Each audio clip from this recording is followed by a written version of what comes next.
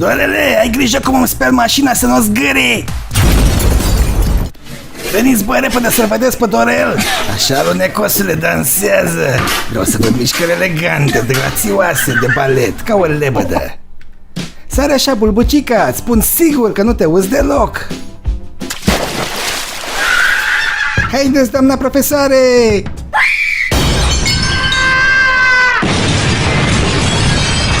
Șaurbica, ești sigură că ne ține asta pe amândoi?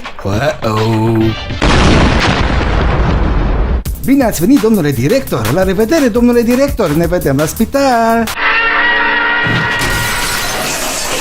Bau! Bă, prostovane, am făcut pe mine!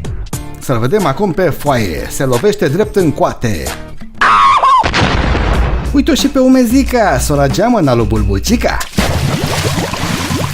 Care ai făcut, bă, gardurile astea așa? Te-a făcut măta cu cracii lungi. Uiau! Fata de sticlă. Ia vină încoace, gustosule, să-ți mestec un pic maieul ăla. Cred că e frage de stare, umplutură de șaorme după cum îl văd. Poți să treci pe aici, că e mică apa.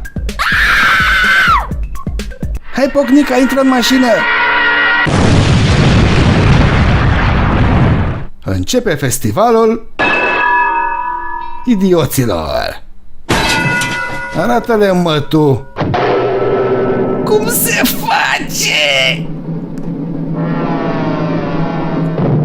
Începe emisiunea, nu mai am dinți.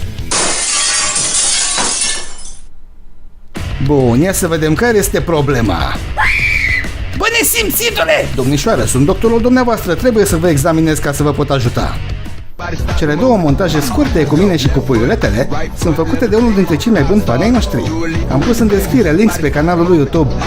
Ne-a plăcut așa mult ce a făcut pentru noi, încât am vrut să punem și în acest clip ca să le vadă cât mai mulți oameni.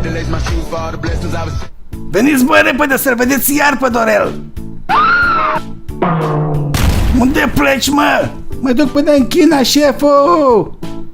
Bă, Dorele, plasa aia de insecte pe care mi-ai pus-o era găurită? Nu era, șeful, dar fiți fără grijă, i-am dat eu o gaură mare ca să intre cât mai mult aer.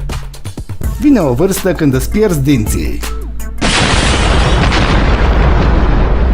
Dorele, ți-am zis să te speli cu apă și săpun.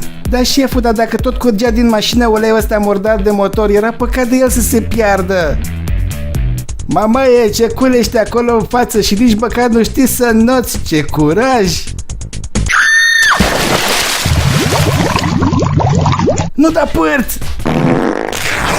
Bă, și ți-am zis de 1000 de ori că pantalonii ăștia nu rezistă la bășini. Acu așa să stai cu gaură în fund. Miau! Uită-te acolo! Mac, mac! Mac, mac!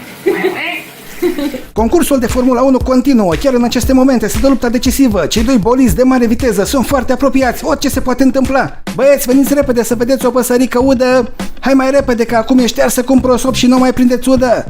Haideți, bă, să vă uitați la o păsărică mișto.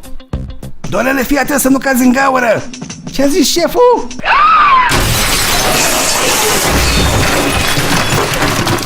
Pârtie!